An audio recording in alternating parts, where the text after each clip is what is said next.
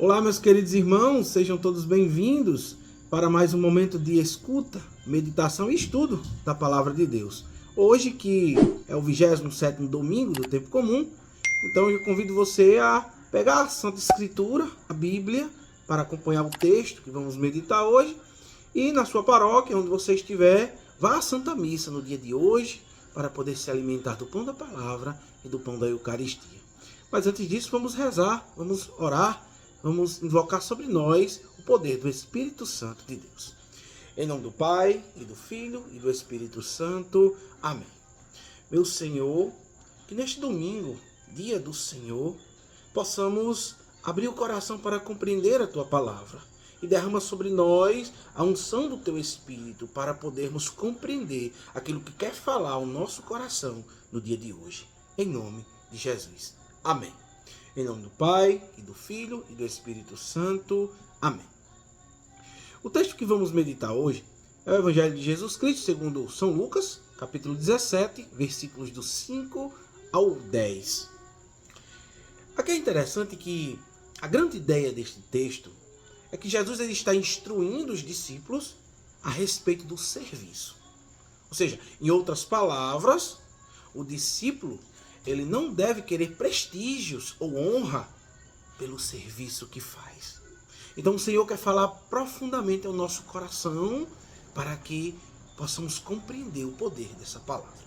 Agora, o versículo 5 já vai iniciar nos apresentando uma informação de suma importância. O texto diz o seguinte: os apóstolos disseram ao Senhor: aumenta em nós a fé.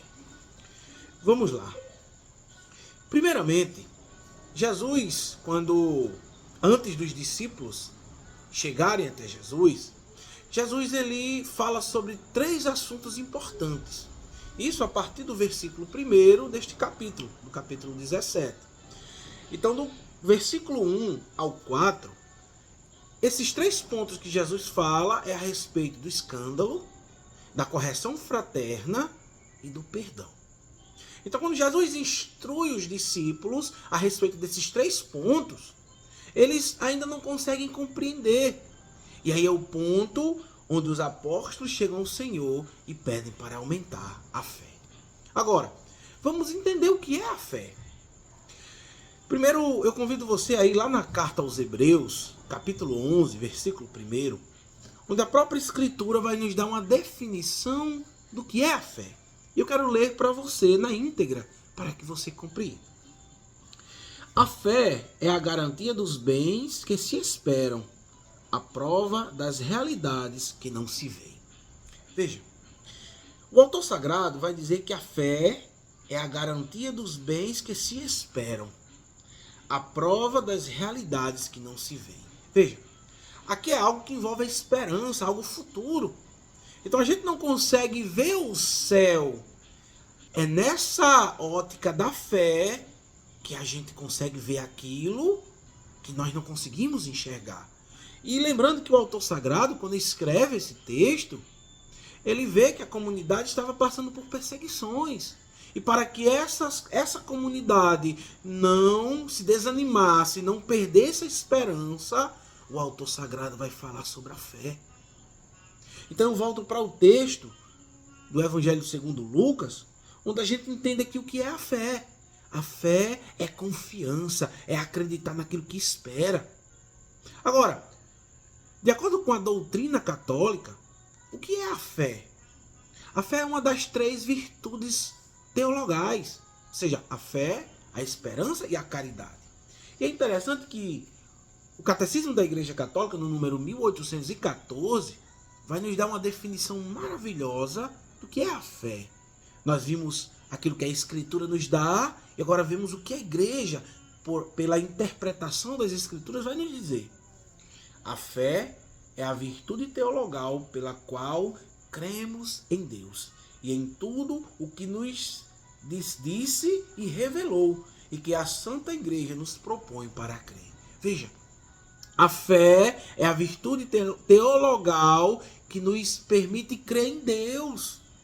Então tem coisas que a gente só vai conseguir entender pelos olhos da fé. Quantas pessoas hoje perderam a fé?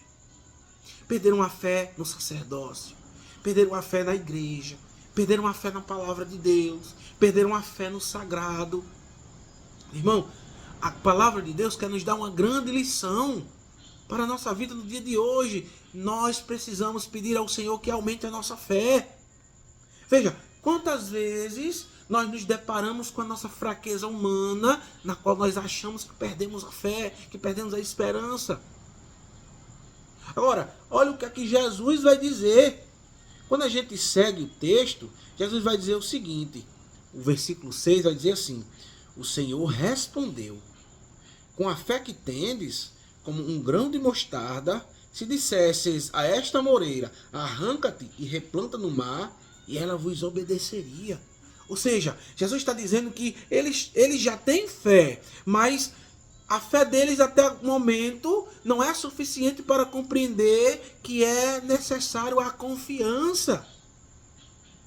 Se nós escolhemos seguir Jesus, é necessário que a gente tenha fé, que a gente confie, que nós confiamos, ou melhor, no Senhor.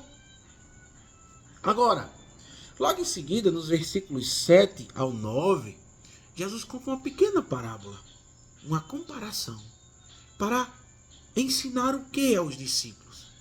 Para ensinar que quando nós estamos no serviço do reino de Deus, nós não devemos fazer nada por prestígio, ou por honra, ou por querer recompensas daquilo que nós devemos fazer. Tanto que Jesus vai dizer o quê? Jesus vai dizer: quem de vós tem um servo que trabalha a terra, que guarda os animais, lhe dirá quando voltar do campo: tão logo, chegue, venha para a mesa? Ou, ao contrário, não lhe dirá: prepara-me o jantar, cinge-te e serve-me até que eu tenha comido e bebido? Depois comerás e beberás por tua vez? Acaso se sentirá obrigado para com esse servo por ter feito o que lhe foi mandado? Ou seja, o servo fez aquilo que é sua obrigação. Quantas vezes na nossa vida nós fazemos algo e queremos receber prestígio, queremos receber honra, queremos ser o destaque de tudo? Meu irmão, minha irmã, nós quando escolhemos o reino de Deus, saibamos que não é prestígio, não é honra. É o chamado que o Senhor nos fez para servir e anunciar com convicção e com fé a palavra de Deus. Agora, versículo 10, eu quero concluir. Olha o que é que Jesus vai dizer. Assim também vós, quando tiverdes cumprido todas as ordens, dizei: somos simples servos, fizemos apenas o que deveríamos fazer. Veja, às vezes nós, por algo que fazemos na igreja, às vezes nós queremos que os outros nos reconheçam. Meu irmão, minha irmã, o reconhecimento do serviço prestado, do anúncio, de servir com humildade, a recompensa é a salvação. Então aqui na terra nós não devemos buscar reconhecimento. E quantas vezes nós fazemos algo para ser reconhecido? Quantas vezes até na nossa paróquia a gente faz algo para querer que o padre, que o pároco, ou que é o administrador paroquial nos enxergue? Quantas vezes a gente quer isso? Mas uma coisa eu te digo, meu irmão. Quando nós servimos ao Senhor, a gente faz apenas aquilo que é nossa obrigação. E isso é em qualquer fase da nossa vida, não só relacionada ao reino de Deus. Por exemplo, quando nós aplicamos essa palavra no matrimônio, quando o marido é fiel à sua esposa, ele está fazendo a sua obrigação de marido. Quando a esposa é fiel ao esposo e é auxiliadora do esposo, está fazendo aquilo que é o seu dever. Quando os filhos honram pai e mãe, além de ser um mandamento de Deus, está fazendo aquilo que é o seu dever. Quando nós estamos no trabalho, quantas vezes nós queremos ser reconhecidos pelos nossos chefes, pelos nossos superiores? Meu irmão, isso não vai acontecer. Nós apenas devemos fazer aquilo que de fato nós somos chamados a fazer. Porque nós entendemos que a recompensa maior é a salvação, é o céu, é a Jerusalém celeste. É isso que Jesus está ensinando para os discípulos. Ora, se eles querem servir, saiba que a recompensa é o céu. Meu irmão, minha irmã, nós estamos aqui de passagem, é passageiro. Então, quando a gente decidir ser de Jesus, quando nós decidirmos fazer aquilo que é vontade do Pai, A recompensa é o céu. E isso já basta. Então, meu irmão, eu não sei o que é que você está vivendo hoje. Talvez você esteja desiludido. Talvez no teu trabalho tu não esteja se sentindo bem. Talvez na tua vida familiar você esteja querendo que alguém te reconheça. Mas saiba que o Senhor te reconhece. Saiba que o Senhor te chamou para fazer um serviço. Saiba que o Senhor te chamou para ser santo. E o Senhor quer que você vá para o céu. Senão não fazia sentido, meus irmãos. É que eu sempre repito aquilo que o apóstolo Paulo escreve a Timóteo. Que Deus quer que todos os homens se salvem e cheguem ao conhecimento da verdade. Então que no dia de hoje, meu querido irmão, minha querida irmã, busquemos compreender esta palavra. Porque essa palavra também serve para mim. Eu também preciso buscar conhecer essa palavra e aplicar na minha vida esta palavra. Então, meu irmão, minha irmã, que Deus te abençoe no dia de hoje. Que Deus conduza a tua vida e saiba que o que você faz não é nada de extraordinário. É aquilo que Deus te chamou para fazer. Então levanta a cabeça, meu irmão. Tenha fé. Não deixe de crer no poder da palavra de Deus.